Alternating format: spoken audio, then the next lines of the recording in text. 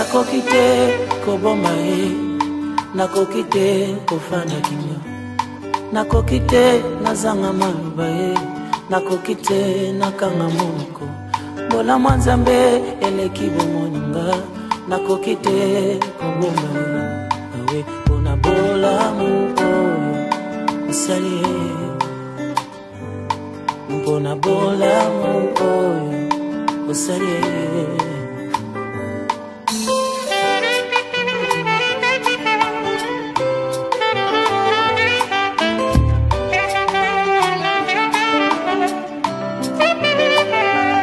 Nakoki te nafanda kimia, nakoki te nakanga monoko. Pola mwanzambe elekelinga musantu, nakoki te nazanga maluba. Akanisa kanga kata nakanisi yete, Yesu nangao nazwa natalo yaya. Pona bolingo oyo namoni ye, pona bola mu oyo osali ye.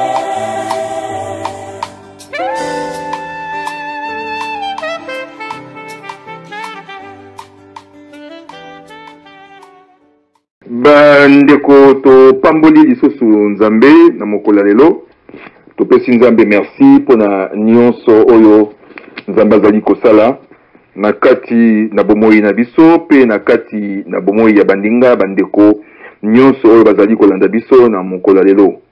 Je voudrais bénir le nom de l'Éternel une fois de plus et surtout bénir le nom de l'Éternel par rapport à cette émission Maranatha Time de émission na biso. Mais kopambola nzambe lisusu mingi pona o etali radio bere pona opportunité oyo esili kopesemela biso ya koyeba ko elongo na baninga koyeba ko kabola liba na nzambe. Nzambe akumisama yenda zwa lokumu na nyonso po ete yazali alpha pe omega, azali ebandeli pe suka ya nyonso.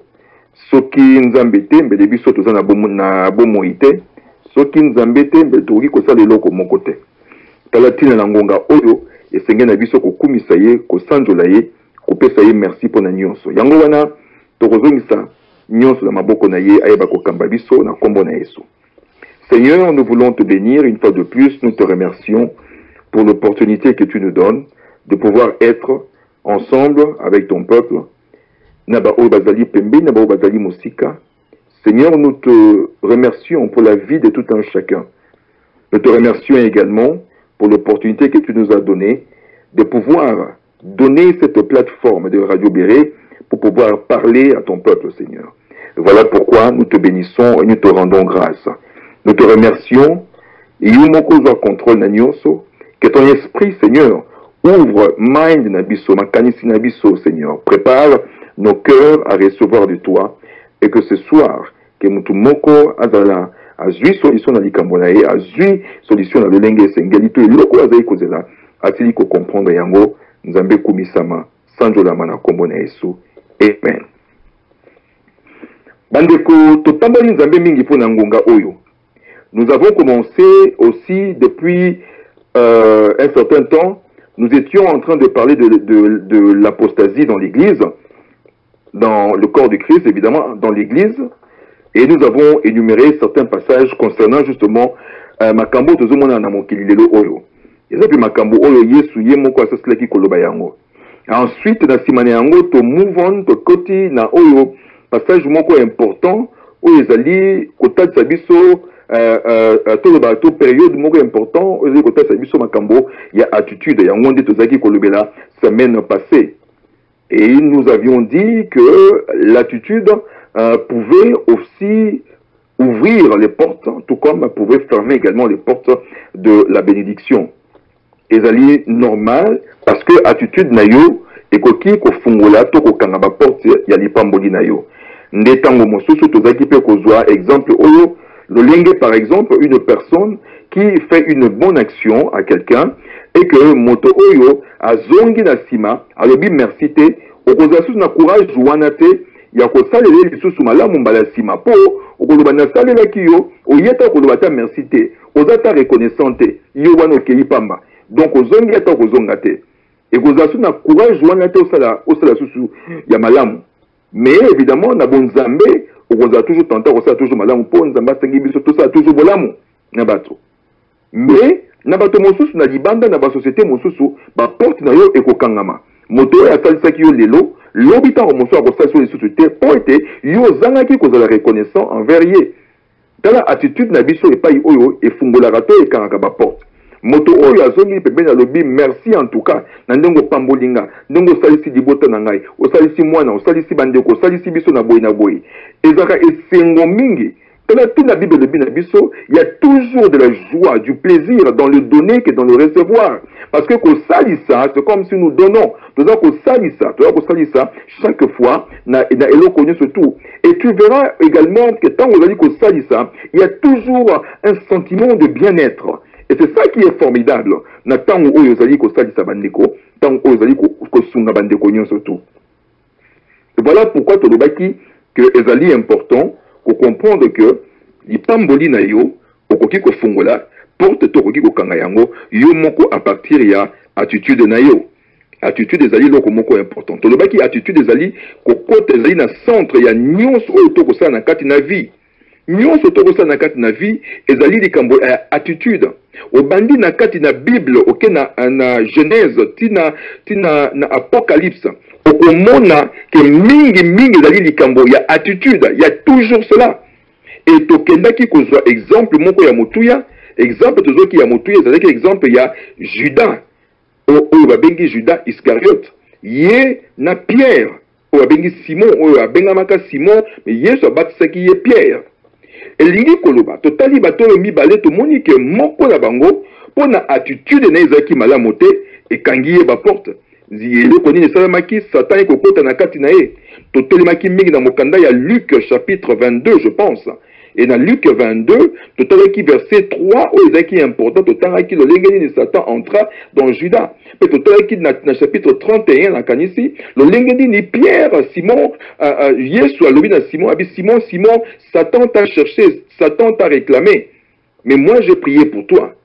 Omoni, na moko bangomi bazaki landi, yekoli, apostolo, yeko disciple ya Yesu Masia. Yesu atindaki bango bakende basalisa pe bato bakenda Yesu asouffle na kati na bango molimo na Nzambe pe bakei bateyi pe bato lolenge ebele basali pe ba miracle bible lobi na biso kozonga na bango bazongaki bazaki na esengo bagangi balobi Yesu makambo toke kosala kuna ya makambo minene toza komona lolenge nini moyina zali kokweya toza komona ndenge nini bato bazali kobika tozali komona ke même ba démon baza ko yokela biso baza ko obéir na ba commandement tozali kopesa Yesu alobaki na bango alobi ya solo ezande ngwana esengelesa mandengwana mais bo sepelaka kapona yango te bo sepelaka kombo na bino ekomami na likolo zali pona kotalisa ke ndeko molingami ba miracle ya pamba ekoki te okoki kosala pe ba miracle mais soki bokonzi ya likolo yo okoti yango te to okokota yango te ezali mawa mingi po nyonso oyo to kosalaka na se ekosukaka awa nyonso oyo to kosalaka awa lifuta nango ezali yango na tango mosusu tolobaka pe mingi totalaka pe mingi toyebisaka pe na bandeko ke ndeko kolanda kaka miracle te po bato mingi bazali kotambolaka na kolandaka ba miracle bipai na bipai mais awa tomoni awa ke ba oyo bazaki bayekoli ya Yesu bake pe basali ba miracle pe ba chasser ba démon mais bible lobi na biso kaka ba démon ba yango babenganaki bango bible lobi na biso ke Satan ye kokota na moko na bango a réclamer mosusu Yesu alobi oyo kosimba te. Mais on a mosusu Yesu asambeli po na yete. Yesu asambeli po na yete. Satan akoti ye ake kosala makambo oyo esengelaki na ye kosala. Toyebi suka na ye. Bible lobi na biso ke ye moko na sima nango na suka tango bakangi Yesu amoni makambo ndenge leki ye moko akei ko se pendre. A se pendre Bible lobi na biso ke a se pendre akatani na ngambo mibale. Akatani en deux complètement. Et ni koloba ke nyonso ya kati na ye bisi ko bima ko panzana libanda tala mort ya moto oyo mort moko ya pasi ezali kotalisa biso ezali question ya nini ya attitude na ye ezali malamu te attitude ezali ensemble ya comportement to pesaki définition ya oyo to bengi attitude ezali nini tolobaki na biso tolobi ke ezali un état mental. un état mental organisé à travers l'expérience du sujet, expérience ya moto. On les a dit que déterminer comportement ya moto oyo vis-à-vis ya bato mosu to circonstance moko to objet moko boye to esika moko to environnement moko boye. Ezali un état mental organisé à travers ya ba expérience ya on va déterminer comportement na ye. Et ni koloba ke comportement na yo ezali le reflet ya oyo yo zali na kati. Ba expérience oyo mona yo sala ne le lenge ba expérience oyo osali oyo vivre na kati na vie yango nde ekobima wapi na comportement na yo, yango nde ekobima na comportement na yo. Omoni yango nde ekobima na comportement na yo. Yango tolobi ke ndoko molinga mi ezali loko moko ya motuya, ezali loko moko ya motuya. Comportement no ezali important, attitude ezali esenge na biso tozala attitude ya kitoko ya malamu nde loko nzambe ezali kosenga biso. Ezali ndenge moko soki tokenda mokanda na Genèse tokomonaka lolenge nini oyo nani Abel bango na Caïn baye kopesa offrande liboso na nzambe, mais eloko nini eleki nzambe aponi offrande ya Abel mais aboyi offrande ya Caïn. Elingi koloba te ke Caïn apesaki biloko ya balonga te, mais attitude ya motema na ye, disposition de cœur na ye ezalaki malamu te liboso na nzambe. Disposition de cœur oyo esali ke nzambe alobi nasepeli na makambo na yo te. Et j'en veux pour preuve na mokanda na Genèse nzambe azali koloba alobi na Caïn, alobi Caïn soki yo pe osali lolenge moko lokola ndeko na yo, soki yo olandi lolenge ndeko na yo asali, elingi koloba ke soki yo otamboli lolenge ndeko na yo asali, soki yo ozali ozwi attitude ya lolenge ndeko na yo azwi, ndenge ndeko na yo atelemi, ndenge ndeko na yo aye liboso na ngai, na attitude wana, na disposition de cœur oyo ya ye na yango, alobi soki yo pe osali ndenge wana, soki yo pe osali ndenge wana, ezaloko ya motu ya ndeko molingami, nti yo pe osali ndenge wana okomona bodamu pe ekoya epai na yo. Mais soki yo osali ndenge wana te, mabe elali na porte ya ndako na yo, mabe elali na porte ya ndako na yo, nzambe ayebisaki ye mpona nini tu es irrité. Soki totali na mokanda na Genèse chapitre 4 tokomona que à partir du verset 6 alobi, et l'Éternel dit à Caïn, pourquoi es-tu irrité et pourquoi ton visage est-il abattu? Certainement, si tu agis bien, si tu agis bien, tu relèveras ton visage. Et si tu agis mal, le péché se couche à la porte. Et ses désirs se portent vers toi. Mais toi, domine sur lui. Domine sur ce péché. Attitude no ezaki malamote ayebisie, change attitude na yo. Et biso na yo to yebi suka lolenge nini elekaki. Ayoki likutu nzambe te atelemi akeko bomandeko na ye. Abomi ndeko na ye. Ndeko molinga misoko tali Yesu nzambe asolaki na ye liboso. Nzambe asololi na ye liboso yebisie soki o changer attitude o te mabe koyela yo. Changer yango yo komona motoni ekotelema okozala malamu. Mais tango asilisi lisolo bango na Yesu bango na nzambe, Bible lobi na biso que na verset 8 balobi, cependant Caïn adressa la parole à son frère Abel, mais comme ils étaient dans les champs, Caïn se jeta sur son frère Abel et le tua.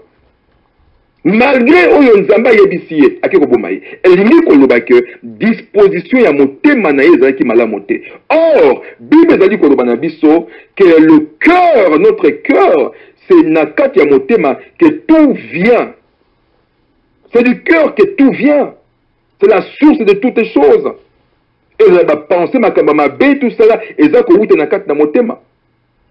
Talatina Bible lobi na biso lolenge motema na yo ezali, lolenge motema na yo etondisami nde lolenge yo koloba, ndenge okoloba, ndenge yo kozala, ndenge yo zali. Donc c'est pour dire que notre attitude est très importante. Voilà pourquoi nous avons dit, c'est quelque chose que nous devons chercher. Et le lot où tu as dit que mon anakat n'a pas été en Nzambé, n'a pas ça qui m'a statistique et moqué dans le bio moni et pas mingi oyo 80% ya ba Nzambé baza ko changer ba église pour nani pour naté il y a attitude. Attitude de biso zali mala monter. Attitude de tant mususu vis-à-vis ya bandeko. Ba frère, ba sœur, tant mususu mokambi, tant mususu ba leader. Bato baza ko changer ba itonga mosusu ko mona otuna ye olongwe awa pona nini ate epo boye ba sala kinga boye to moto boya seka kinga to moto boya sala kinga boye to moto aloba ki eloko boye bomoni ndeko eloko ezali kozanga biso maturité na kati na Nzambe et c'est ça qui est un problème, un danger. Ndeko molinga mi, laisse-moi vous dire une chose, nos potentialités sont illimitées. Nos potentialités sont illimitées. C'est que Dieu a mis na kat na biso. Ma potentialité on zamba na kat na biso est illimitée. Mais eloko ezali ko restreindre yango, ko kanga yango ezali nini? Attitude. Ezali attitude. Ezali attitude. Oh, attitude na yo libanda. Yango nde koti na bato ba lobela. Bato ba loba. Soki ozali malamu to mabe. Yango nde pe ko kumba réputation na yo mosika. Car, comme on dit souvent, ton caractère précède ta réputation. Ton caractère précède ta réputation.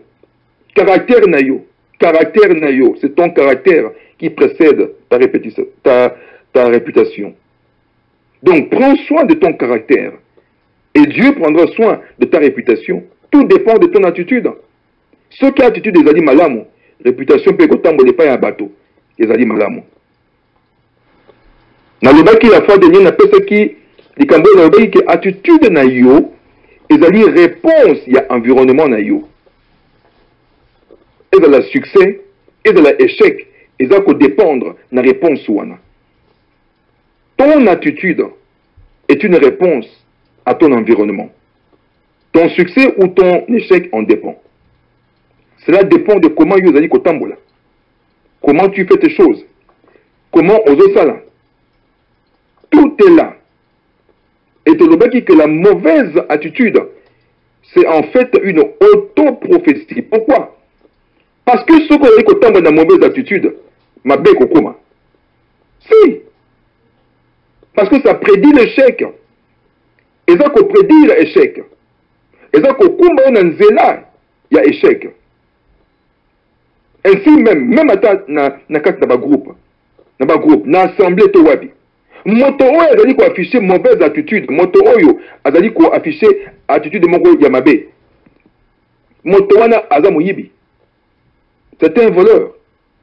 Pourquoi? C'est un voleur oyo azali ko voler potentialité ya baninga. Oyo azali ko voler performance ya baninga, ya groupe mobimba. Oyo azali ko voler makambo etali moralité ya baninga pamba te po inda moto moko oyo akoki ko bebisa ebele. Réputation à Batébélé. Succès à groupe. Avancement à groupe. Ce qui m'a attitude des amis malades, mon côté, Misabino. N'a pas ça qui n'indakisa, il y a Myriam. Myriam, na mokanda na Genèse du Soussou. Baouti désert, bakatisi, baouti Égypte, bakatisi, bazana kat na désert. Myriam, bangona Aaron, babadi kotonga, mokambi, Moïse. Biba lobi na biso ke Nzambe ye mokateli ba lobi na bango lobi pona nini bozali ko lobela mabe ya mosali nanga Moïse. Oyebi te ke nga na solaka na ye de bouche à bouche. Alors po bino bosali yango ndenge wana. Myriam azalaki frappé na lèpre. Lèpre oyo esalaki ke babimisi ye na camp po soki moto abeli lèpre azalaka toujours libanda na baninga. Akoki koza susu na baninga te. Elle a été désormais en dehors du camp, pendant au moins une semaine, pendant au moins un certain nombre de jours. Et ceci a freiné complètement l'avancement des enfants d'Israël vers leur destinée. Au moins que l'attitude na ya moto moko est retardée et freiné avancement, il y a tout un groupe, tout un clan, toute une famille, tout un peuple. Et c'est ça qui est dangereux. Voilà pourquoi nous disons que ton attitude est très importante. To bongisa attitude na biso kozamala momingi. Le baki est que et l'autre nous a dit qu'on formait attitude. Nous avons parlé de cela, nous avons dit il y a au moins il y a beaucoup de points, mais je veux énumérer les 4 points que je vais commencer à développer tout au long. Il y a une émission na biso tango zamba ko pesa biso makasi nyoso so ki apesi biso zongela to zongela. Nous avions dit que notre attitude est d'abord formée à cause ou par une crise d'identité. Et crise d'identité, un point, il y a dit bosso, et qui qu'on formé, qu'on influencé attitude naïo. Deuxièmement, les blessures intérieures. Nos blessures intérieures peuvent également influencer notre intérieur, notre attitude. L'environnement également peut influencer notre attitude. Les croyances, nous avons parlé des croyances et des opinions. Cela peut également influencer notre attitude. Voilà que maintenant, dans cette partie aujourd'hui, je voudrais parler d'un point important, des blessures intérieures. Parce que ma blessure intérieure peut y former, influencer attitude nabiso, tout le bacarment, notre caractère. Parce que, comme on dit, l'exemple que j'ai donné la fois dernière, l'exemple que j'ai donné en disant par exemple que moto oyo to ndoko mwasi oyo libala liboso to mobali liboso a décevoir yé mobali ya mibale a décevoir yé tango mosusu pe mobali ya misato a décevoir yé mwasi oyo koma pasi pona yé alinga mobali ya mine a cause na ba attitude moko boye tango mosusu oyo akoya ya mine akoya ko futa masumu ya ba oyo misato baleki.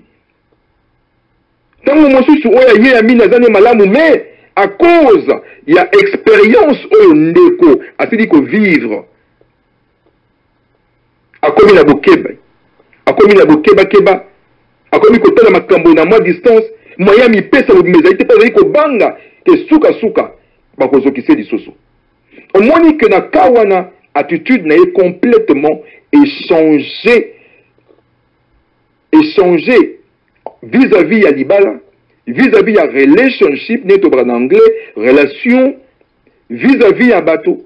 Alors, comme une attitude moko différente. Pourquoi? Parce que, kobanga, makambebele, kobanga, et la peur va s'installer, na kati na domaine wana, la peur va s'installer dans sa vie. Oh, yo yebin de komolingami, la peur ne marche pas avec la foi. C'est comme le doute. Or, la peur, ce qui est peur est vendu na kati na bomoi na yo, yango ko banga est vendu na kati na bomoi na yo, yango nde suka e komaka lokola oyo to benga ka stronghold, et ni koloba forteresse moko boye. Et ko kolaka ko komaka forteresse moko boye na kati na bomoi na yo. Et tika na ebisa yo que okoki pe ko transmettre ko banga oyo peur oyo pe na ba oyo yo bana to na bandi ko mususu. Car n'oubliez pas qu'elle est transférable. Oui, ndoko molingami. Okoki ko transférer yango pe na bandeko. Na mona libota mosusu, na moni libota mosusu. Ko banga eza na bana ya na libota wana okoboya. Tant on a ko la investigation, on a ko comprendre que balakisi biso balobi kutu moto ya liboso mama azalaka muta ko banga makasi. Ko banga oyo akoki ko banga eloko nyonso na vie. Ndepe ko banga wana kotisa ngo na bana. Bana bakola babota babala, mais bana ko banga etikala na kati na bango ya kosakana te. Et comme lokola esprit moko ya famille na kati. Tala le lenge nini ndoko molingami et pas strong all et ça maka. Forteresse na kati na libota et ça maka pas oyo moyini na ko zwa sikoyo porte na ye yango na bi oyo ndeze sika ona ko vanda na kati na libota oyo. Parce que la peur n'est pas de Dieu. Donc, il a dit que à cause de ma blessure intérieure, comme il développer la vie. Les blessures intérieures sont des choses où ils allaient expérience où ils vivre dans la vie.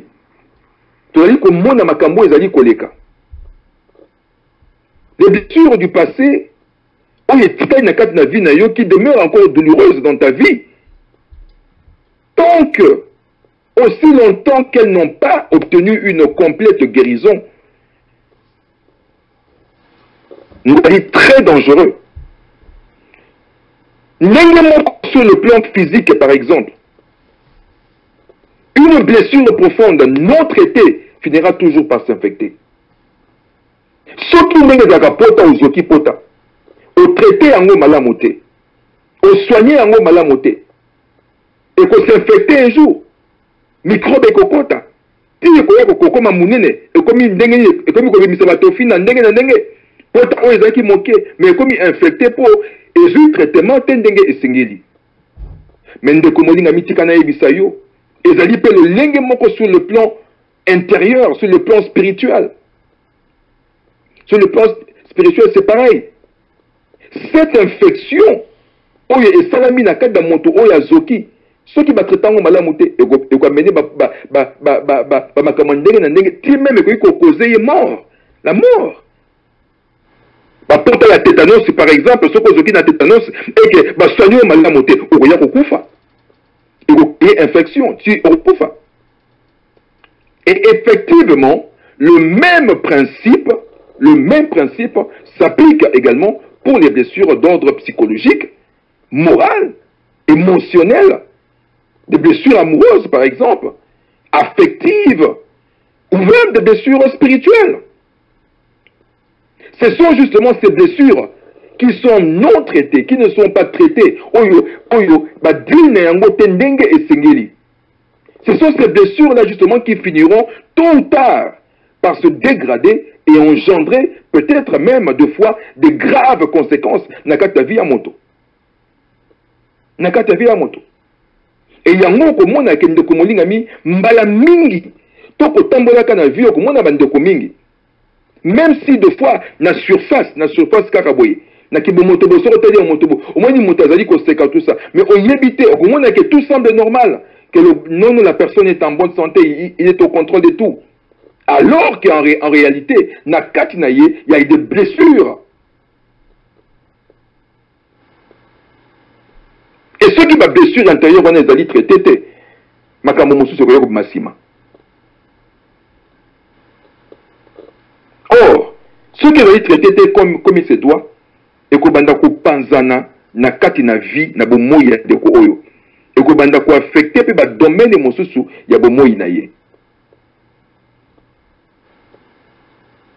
Et tant mosusu sur le plan spirituel mbala mingi, même sur le plan émotionnel, sur le plan affectif, psychologique même je dirais.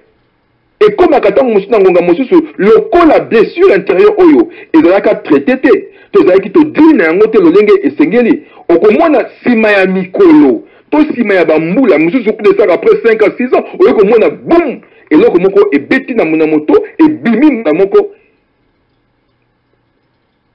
Comportement yandeko. To attitude na yé changé complètement. Et deux fois, et comme blessure, conséquence moko dévastatrice na kat na vie. Et zali likambo, to zali koloba oyo babengi tango mosusu pombala mingi makambo to zali ko vivre ndoko molingami. Tikana yebisa yo moke na kota na mamo zindo moke na ko furnaka moke. Nyonso oyo to tambola na kat na vie to monaka. Na kat na biso to zali na oyo to bengaka le conscient ya moto, conscience na yo. To zali pe na oyo to bengaka l'inconscient. L'inconscient ezali oyo biloko mosusu okosala ba geste mosusu okosala sans que ezali eloko moko volonté na yo moko conscience na yo esengi osala yango te mais ezali eloko moko esalami oyo kokama nasali likambo ndenge nini donc par inconscience nde osali yango likambo moko esalami sans que ozala na contrôle na yango et ben de komolinga mifo esengi na yo koyeba ke tozala mosusu babengi subconscient. Et le subconscient, mingi, ne epai oyo, ba expérience to benga ba expérience refoulée, ba expérience to moni na vie to sai to moni to vivre, oyo tango mosusu to din nango malamu te, nde epai ke na kovanda et mokolo mosusu okomona nyonso et surgir et bimi à la surface, mota du comportement moko boye, mota changer complètement parce que makambo oyo esi ko bima, ba mémoire akala, makambo eleka a kanisi yango le ndenge et tellement que leki mingi un jour e ko beta canon moto ya bimi akomi na comportement mosusu. nalingi nayebisa oyo lisusu ndeko molingami nazali koteya yo philosophie te nazali mpe koloba makambo ya psychologie kaka te naye kotalisa yo likambo oyo ezali na kati na biblia pamba te ata badiscipline nyonso oyo tomonaka na mokili oyo mingi source na bango ezali na kati na bible pamba te makambo oyo makomi bible elobi na biso ezali kotalisa biso vie ya moto complètement. N'oubliez pas que dans une personne nous avons l'âme, l'esprit et le corps. Et la parole de Dieu dit, et ça qu'on traité, qu'on t'a la makambo nyonso oyo bisato oyo. Donc nous qu'on a biso que esengeli na biso na tango epai oyo blessure moko ezali, blessure intérieure moko ezali, esengeli guérison et ça la misika wana. Et tika na yebisa yo ndeko molingami, ezali na maladie nyonso tuté. Ezwaka libiki to lisalisi na bakisi ya munganga. Maladie nyonso tuté esalamaka to ezwaka solution na bakisi ya munganga to na hôpital. Esengeli ba église ezala, esengeli ba assemblée ezala. Po ete na kati na losambo nde epai oyo basusu bazwi guérison, basusu bazwi délivrance. Epai oyo basusu babikisami ba blessure oyo esili kolongwa. Bato mosusu balobi te lokola eza ndenge wana tikaka le temps va arranger tout. Non ndeko molingami, le temps n'arrange pas tout. Ndeko molingami, le temps n'arrange pas tout. La solution n'est pas forcément dans le temps. Pour na temps temps ezali koleka yo vandi na likambo oyo na motema ekoumela ekobimisa misisa pe un jour changer dicter comportement na yo. Puisque yango vandi mingi ekoki pe ko influencer avenir na yo. Eloko oyo tolobelaka mingi ke tango ekosala nini nango ekosala makambo na yango ezali simplement seulement tango moto ye moko.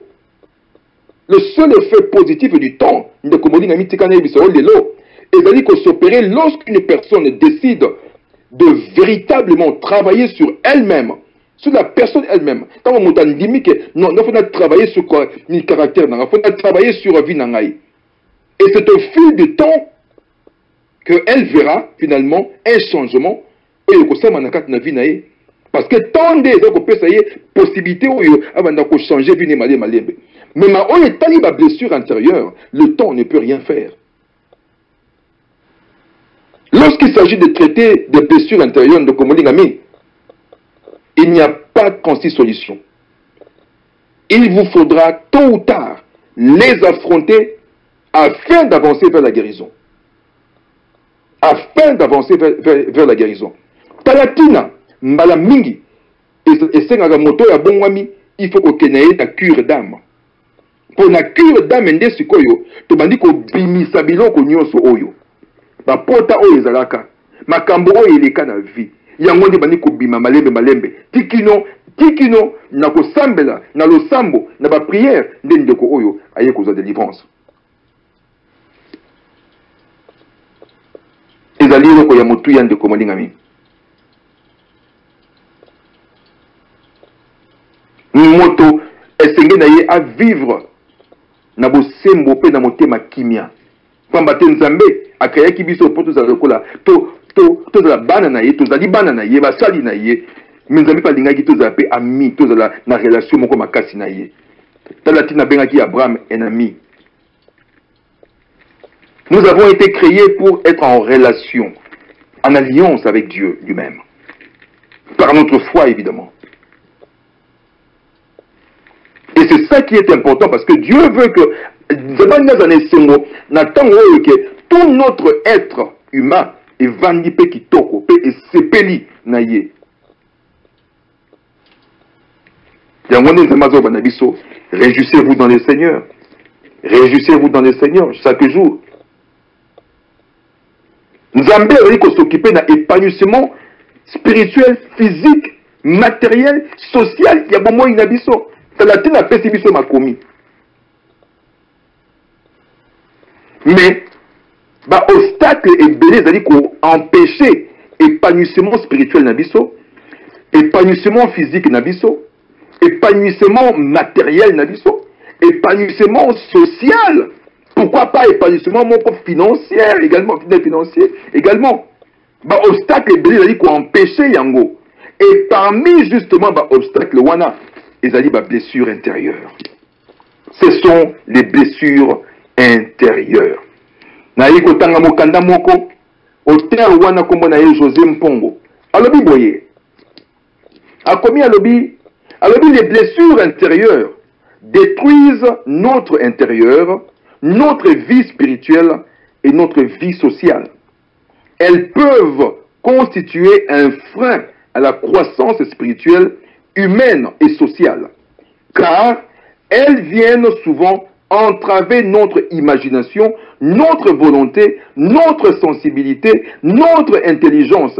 Si le cœur est blessé, c'est tout l'être qui est désorganisé et détruit. Et effectivement, ils ont dit Bosolo. Soki motema na yo esili kozoka, ezali moya moto mobimba. Ezui problème. Alors ndoko molinga ni yambo ete na kota na pesa yo ba exemple o etali na kati na makomi po on saisir exactement malobo na uti koloba. Et loko na uti koloba. Ba blessure intérieure to kozwaka yango na kati na vie. Na kati na vie, nous avons beaucoup de blessures intérieures. Na vie na biso. Et nous avons des blessures par rapport à l'épreuve aux vivre na kati na mokili. Par exemple, les gens na ndeko moko oyo lingaki mingi, un ndeko cher, un frère, un ami, oya kei. Nzamba bengiye to à cause ya maladie moko songolo, accident moko eloko bo songolo ye wana kei. Et si elle rapporte na motema, moi c'est mobali bakaboli na mobali nzamba bengi moko et si rapporte na motema. Et ça dit toujours qu'on fait partie de la blessure wana. Mais ils allaient pas sur la blessure au monsousou, ou ils allaient lier sur le plan social, sur le plan culturel, sur le plan professionnel. Ils allaient ébeler, bah préjugés par exemple, motoro ils allaient ko kanisayo likambo moko yo au salate, yo yebite, mais ils allaient ko kanisayo yango ke yonde au salabo, et ça la passe na motema surtout ceux qui outi na o ils allaient moninga na yo. To yoki likambo to moninga songo la kineki kofinga yo to kotongo na makambo kuna alobi makambo ya yo eza ka passe na motema eza ka blessure moko boye okomona ke relation na yo na moninga oyo ekomi différent ekomi kaka mbote toleki mbote alors que kala tozaki ko vendre sika moko ko solola ko lié sika moko ko mela to ba famille ba yebanaki mais awa ekomi eloko mosusu pona nini à cause ya ba blessure intérieure.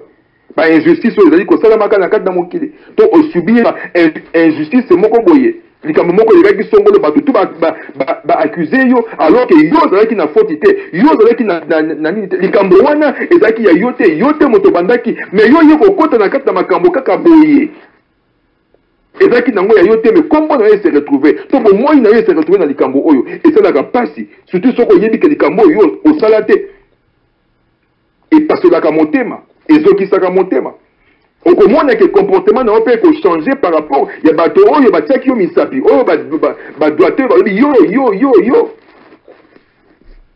na kutana na ndeko mosusu azali mokambi pe aisinga bi pasa natika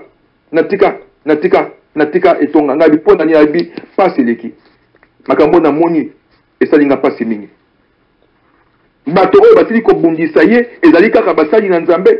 Ye moko mosali na Nzambe mais kaka basali na Nzambe pe bazopisi ye ndeko oyo atelema lobi abi na yebi susu te ese nazali kosambela Nzambe ya solo ese na kosambela penza ya solo Nzambe to nazali kaka kotambola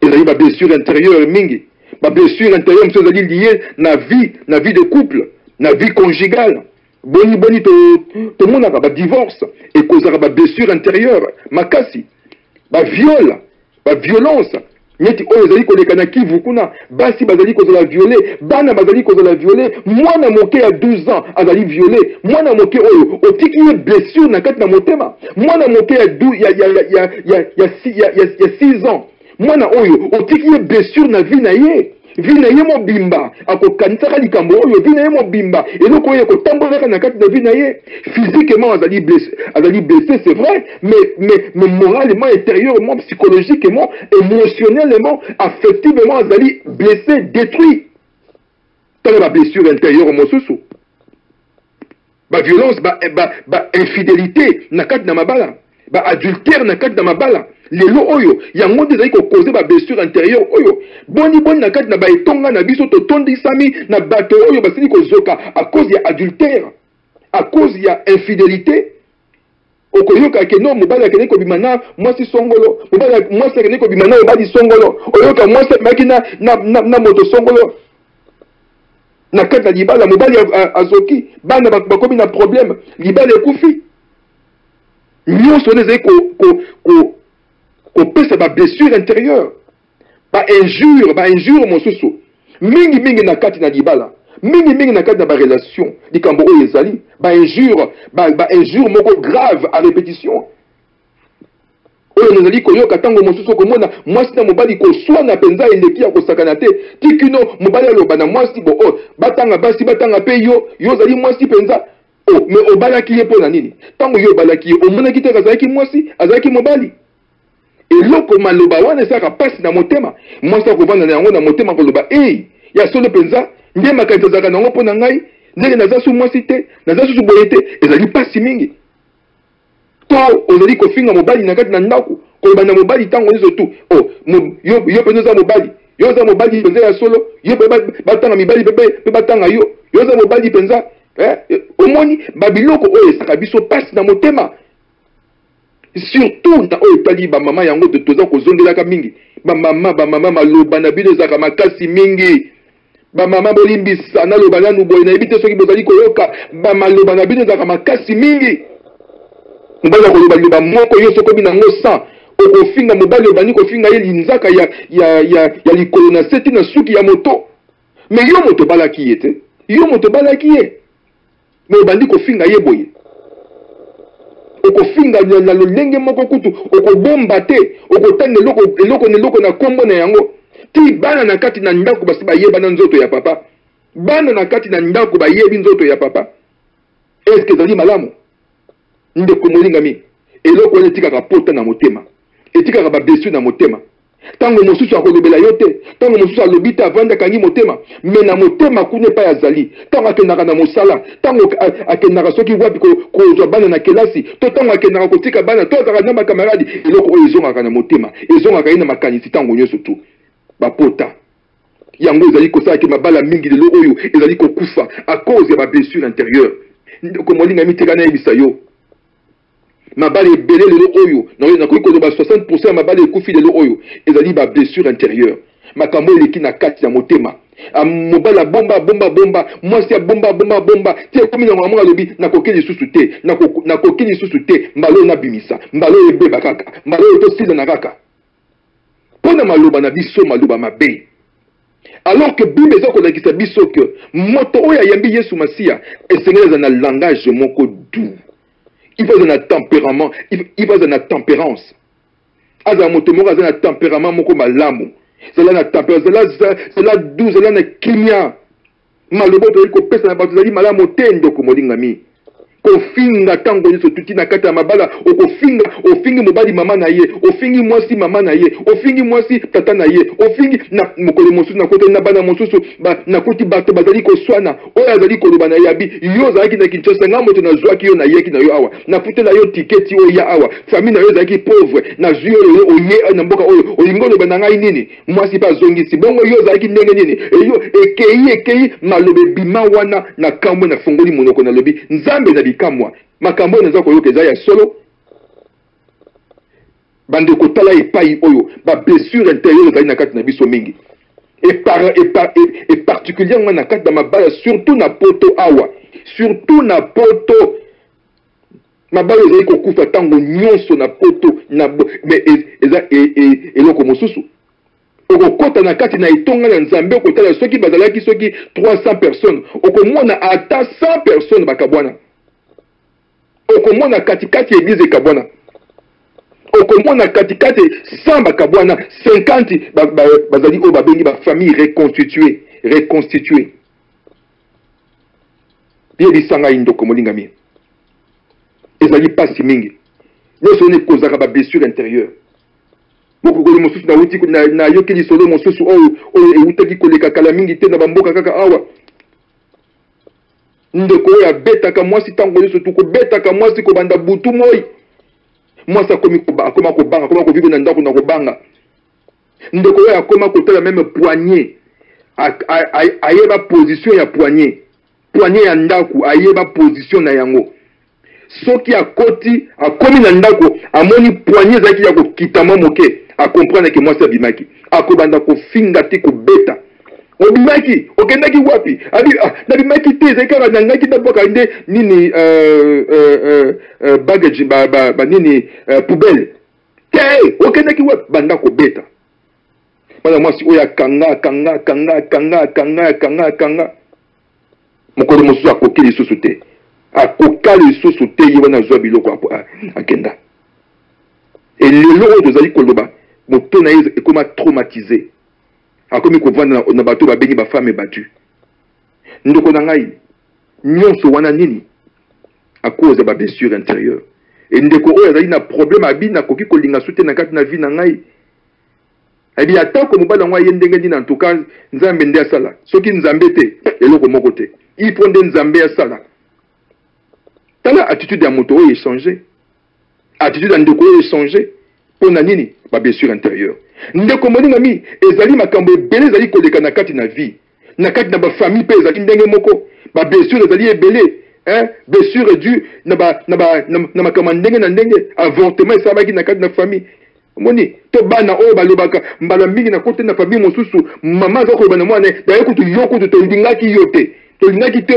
obotama mwana esali ye pasi donc nga naza enfant non désiré naza enfant non désiré oh mwana oyo abandi kolela mwana oyo atikala na yango na motu bipai to atambolaka meme na kelasi aza koma mawa tikino professeur ake kotuna médicament nini yo boye nazaka na nga donc enfant non désiré. Il a fallu que mes parents basala effort qui va convaincre moi et comment que moi n'attends surtout qu'on soit la thérapie tango surtout pour babenga qui est enfant non désiré. Tala makamndenge de kaka na ba famille mosusu avortement pe mingi avortement salami tam susu olinga ki yangote brusque mes salami etika ka ba blessure rebelle na yebi tango nazali ko loba boyo yo zali ko yoka po zali ko yeba ngai. Ma blessure, monsieur a dû dans ma famille, ma dispute, ma querelle incessante des parents, il y a parents, il y a membres de la famille. Ivrognerie, comme la masanga lokola, ton nom, le nyons, le temps aux comme la boue, au yébite pembe na yoba ninga bazandenge nini, yango pe baby saka ba parents mingi. Papa komine soula, komine ndenge mususu, bana mususu retourne na boue papa, owana kutu kolandanie kutu te. Moi, ne comment ça n'est pas certain papa n'a ko milangwa et ko créer une blessure à son père parce que moi naza susuna o to penga kate fada figate aza susuna na modèle té ba incompréhension ba méchanceté ma kamondenge na ndenge ba belle-mère oye libala okuti papa na mwana obandi ko maltraiter mwana oyo etika ba blessure a ko sakana te to papa pe oye libala okuti mama na bana yo yé na bon père okomi ko maltraiter sur bana oyo et ko tika ba blessure na bana oyo tala tina to zali ko lobela makambo oyo ya ba blessure intérieure na zali ko tangela bino yango tango moko na yebike moko na moko ako se retrouver na makambo na zali ko loba. Dans la vie, nous retrouvons ce genre de choses. Dans la famille, nous retrouvons ce genre de choses. Et même, monsieur Sozali, ma blessure intérieure, elles ont dû tout simplement au péché. Ce sont des blessures dues au péché. La trahison, par exemple, des blessures intérieures dues, par exemple, à la trahison. Hein? Ce sont des blessures intérieures dues, par exemple, à la trahison. Des blessures dues à la trahison, à la calomnie, par exemple. L'adultère, l'avortement, par exemple. Nous sommes les Nakati. On a perdu même la communion et la paix intérieure. On vit dans l'anarchie complètement. Le manque d'amour, hein, ça fait naître aussi la jalousie. Nakati, il y a Batebele. Dans des familles déchirées, les enfants deviennent des délinquants, par exemple, et commettent des vols, des agressions, des dépravations. Ce que tali mingi bana o bazali ko commettre crime ils viennent beaucoup de familles séparées, des familles divorcées, des familles à cause justement des blessures intérieures. Ces blessures intérieures, c'est ça qui a causé bato lelo oyo batema na kati na mokili batambolaka moto moso ko mona azotambola yo kanisi moto azako tambola malamu mais akoyebisa yo naza na passe ko sakana te oyebi nini bato mingi lelo oyo bazali kobeta ba stroke mingi twakufi bakufi na kati na communauté tobeli lelo oyo tokufi si bato ebele na communauté à cause ya ba blessure antérieure avandi na yango stroke esali ye tension emati aye wana asili koleka. Voilà pourquoi une fois de plus je voudrais inviter chacun d'entre nous ndeko molinga mi yo oyo vandi na kati na ndako kolinga te vanda na ndako luka esika oyo koki kosambela luka esika ya malonga ya malamu oyo yebi ke epai wana molimo na nzambe ezali ke motambwisi aza na molimo na nzambe ke bakambi baza na molimo na nzambe eke yo ovandi esika wana olanda mateya osambela elongo na baninga. Napesa yo ndakisa na yebi ke tango na ngai esisi kokende mosika napesa yo ndakisa moko rapidement na kati na Biblia na biso na mokanda ya Genèse au chapitre 34 tozali na lisolo moko ezali koleka kuna. Lisolo oyo tozali koleka ezali lisolo ya mwana oyo babengi Dina. Dina azali ndeko ya bana ya Abraham bango nyonso wana. Azali mwana ya mwasi ya Abraham. Ya Jacob plutôt. Autant pour moi. Dina azali mwana ya Jacob. Dina bakomi na mboka oyo. Na mboka bango bakomi Dina bimi akei kotambola. Kotambola keneki kotambola ndeko molinga mi. Kotambola keneki kotambola kuna mokonzi ya mboka ya mboka oyo bango bazalaki mwana na ye komo na ye Sichem atelemi ye wana akei amoni Dina alingi Dina pe Bible lobi na biso asili kozwa ye pe bakei na ye aviole ye alors que moninga boye aviole ye na okanda na Genèse 34 na verset 1 balobi na biso boye Dina, la fille que Léa avait enfantée à Jacob, sortit pour voir les filles du pays. Elle fit aperçu de Sichem, fils de Hamor, prince du pays. Il l'enleva. A enlevé. Il l'enleva, coucha avec elle et la déshonora.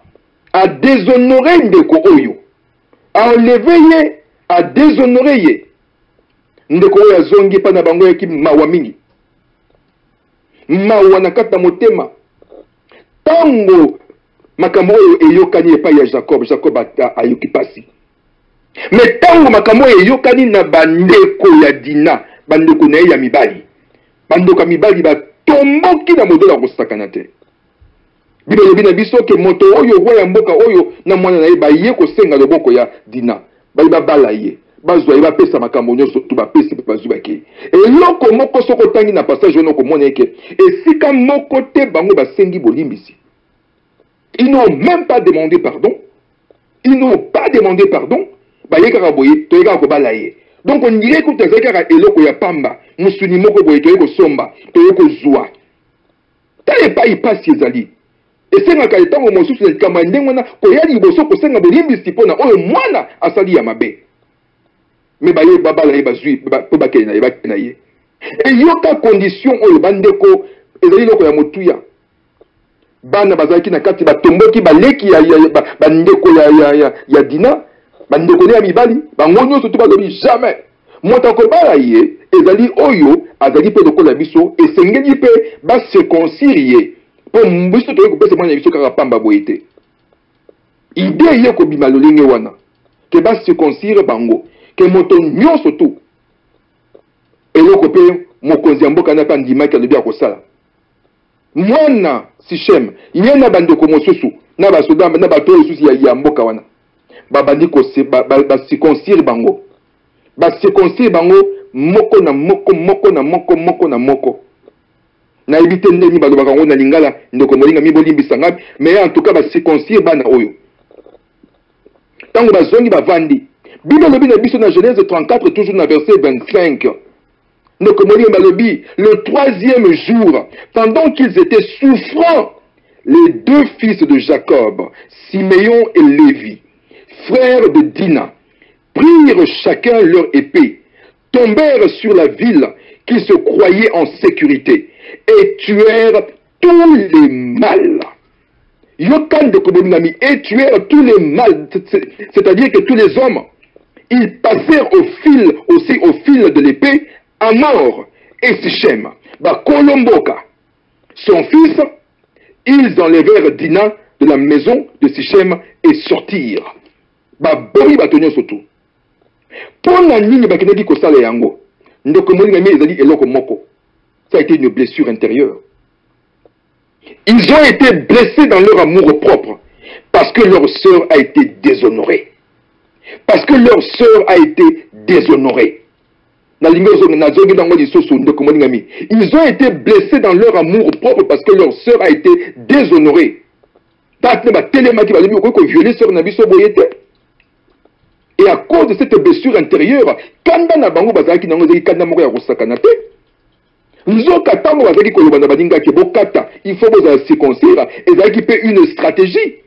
Bien que Jacob ayebaka na yeli kamote yako kwenoko mabato, mais bango mibale Simeon na Levi ba telemi ba koti na kati ya kaya moyini ya Sichem kuna ba bandiko boma bandoko moye ba bundezalite yo moko yebi tango bakati yo et puis ko kata ya mokolo eza pasi ndeko molingami tango mwana zana mwana mokeza différent mais oyo za mokolo okolata pantalon ndenge nini ndeko okolata ta coupe ndenge nini ndeko to ebite bato balataki nini bazeka na mangwando to ndenge nini to ebite mais ezali pasi mingi po oza wana pota nano ekauki te tango yoko banda kobunda boye ezali mobulu okosakana te bango soko baprofite na yango.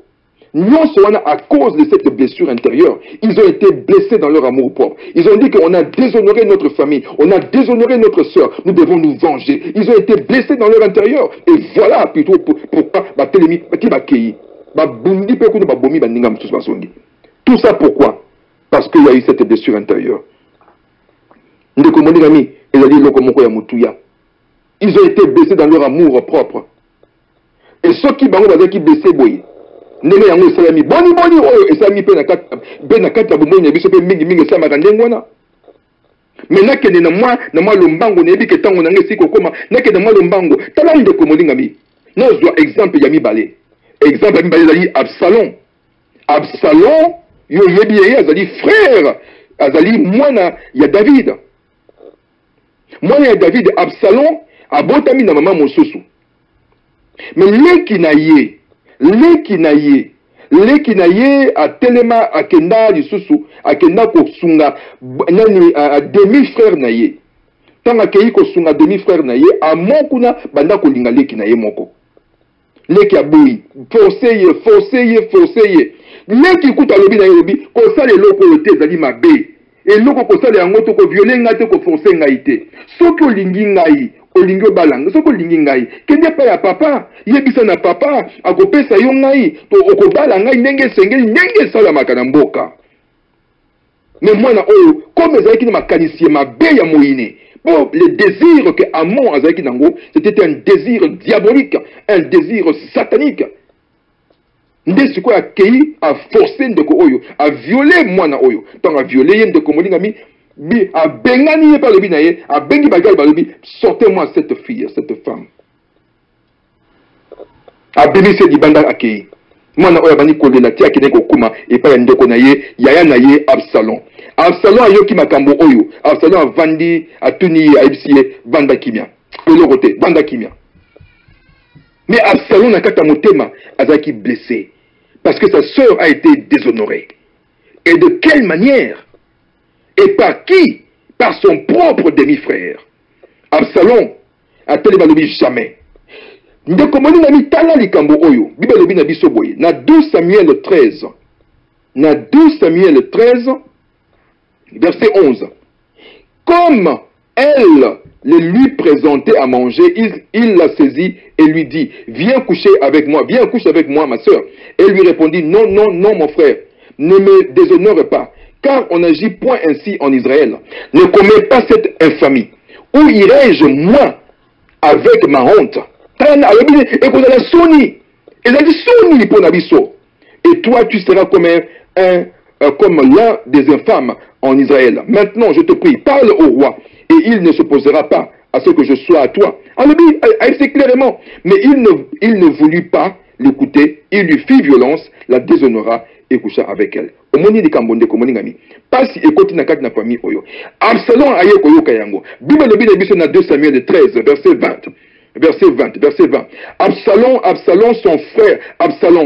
son frère lui dit, ayebisi na ndeko na ye alobi Amon ton frère a-t-il été avec toi? Maintenant ma sœur, tais-toi, c'est ton frère, ne prends pas cette affaire trop à cœur. Oh ndeko molingami yoka nenga zo banabi kotia ngo na motema te kotia ngo na motema te aza ndeko na yo tika ngo ndengwana kotia na motema te po aza ndeko na yo. Mais Tamar, désolé, demeura dans la maison d'Absalom, son frère. Yokan de Komoningami, le roi David a appris toutes ces choses et il fut très irrité. David a yokiango, a tombé qui est solo, mais ça est de mon côté. Mais Absalom, si on a verset 22 dans le Binabiso, Absalom ne parla ni en bien ni en mal avec Amon, mais il prit en haine parce qu'il avait déshonoré Tamar, sa sœur. Atikali nango na motema. Atikali nango na motema makase alobi ne loko mokote alobeli ye lokote alobeli ye loko mokote alobi kutu na Amon lokote alobi pe na papa loko mokote mais na motema na zokaki atelema lobi nini na vani nango na motema avai nango Bible la kisi biso que au moins environ 2 ans avant nango na motema 2 ans likambo zaki na motema avandi alukaka moyen à se venger à cause de cette blessure intérieure. Qu'est-ce qu'il a fait na simana yango? A organisé fête moko boye tiko luka ko senga te neni David te tika ni Amon aya na nini aya fête tout ça Amon ayiti na fête tina fête wanande et pa yo balobi bu melise masanga pe na simana ngo atini ba garde na ye bu bomaye azaki na plan na ye abina kolobe lokote na kovanda kimia mais na motema asia kangandeko asia bomandeko parce que azaki na blessure intérieure ndeko molingami yo oyo zali koyoka ngai tango mosusu pe ozali wana osambelaka mais na motema kangandeko moko boye osambelaka ya solo basalaka yo mabe ya solo basalaka yo mabe ya solo baloba mabe ya solo bakosola yo makambo ya solo ba décevoir yo na bandenge ebele mais na poko ya lelo na lingina talisa yo ndeko tango na yo ekoki oyo ya ko libérer bandeko oyo ya ko le temps est arrivé. Nous avons beaucoup de blessures intérieures dans nos vies. Ils ont dit qu'on changeait pour moi inabiso. Ils ont dit qu'on empêchait bisoto que des liboso. Ils ont dit qu'on empêchait bisoto ça les locaux ya mutuya. Par exemple, ils ont dit mais na suki kaka wana na mi bali oyo na ko continuer yango mokolo oyo koya dimanche nini lundi oyo ekoya soki nzama pesi biso makasi yango nde na ko continuer yango mokolo wana. Na lingina tali soka kake na ngonga oyo na kosuka nanu esika oyo ndeko molingami mais na lingina yebisa yo ndeko que soki petango mosusu zali bona ba blessure intérieure linga ba sambela pona yo luka mosali na nzambe asambela pona yo et pa ina itongo kendaka kende senga mosali na nzambe sambela pona ngai likambo oyo na koki kolongola yango te na kutana na ndeko monga lobi na ngabi pasta na meki ngai moko na limbisa na longola na motema esala nga pasi ndeko azokisa nga na motema na modele moko moyen na limbisa ezalite na sambela pona ye na sambela mena kokaka te tozwi tango tokoti maboli ndeli na ndeko oyo pona koyebisa ye ke ndeko eloko soki elongwe na motema na yo te ezali pasi mingi motuya ezali boye nzambe alobi na biso alobi limbisa po yo mpe olimbisama soki yo limbisi te ngai na kolimbisa ndenge nini soki yo limbisi ndeko te ngai na kolimbisa o ndenge nini ndeko molingami nayebi ezalaka pasi mingi nayebi ezali pasi mingi tu as été affecté tu as été meurtri dans ton intérieur mais le temps est arrivé maintenant pour que tu reviennes au Seigneur pour que nous puissions prier pour toi. Je te conjure tout simplement d'aller voir quelqu'un, d'aller voir un serviteur de Dieu, afin qu'il puisse prier pour toi et que Dieu puisse te libérer de cette chose, puisse te libérer complètement de cette blessure intérieure. Il n'y a que Dieu qui peut guérir, il n'y a que Dieu qui peut guérir, mais il faut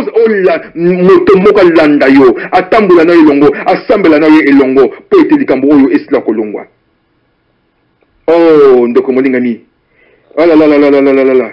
Je ne suis pas à court de la prédication, mais mon temps fait défaut. Nous sommes arrivés à la fin de mon temps. Je n'ai plus qu'1 ou 2 minutes comme ça. Le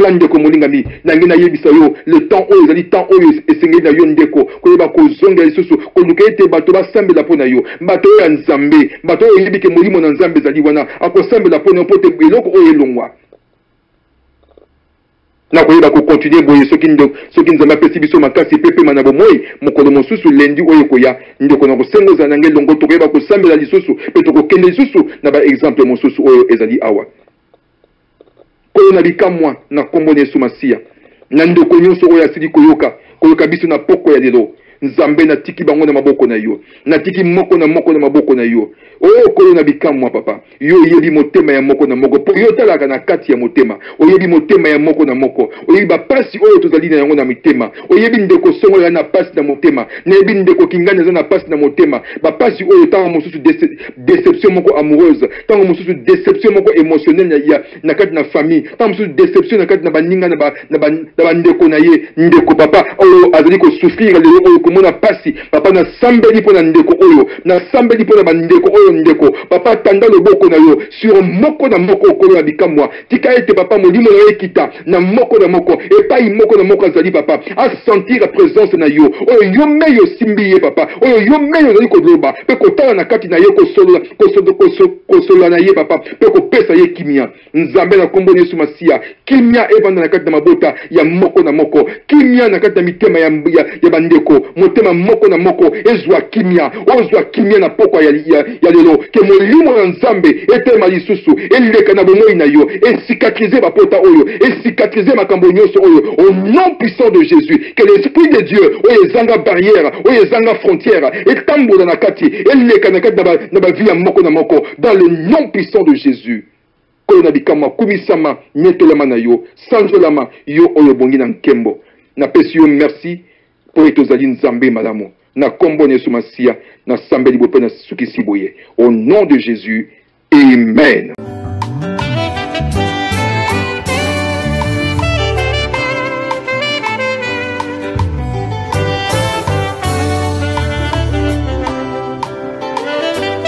Nakokite koboma ye nakokite kofana kinyo nakokite nazanga maluba ye nakokite nakanga moko bola mwanzambe eleki bomonanga nakokite koboma ye awe pona bola muoyo usali pona bola muoyo usali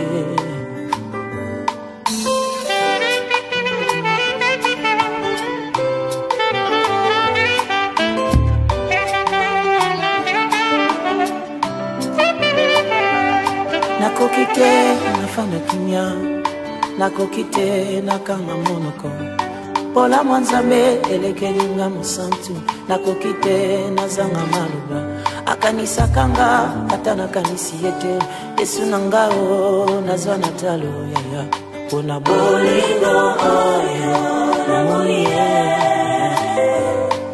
pona bola mu oyo usalie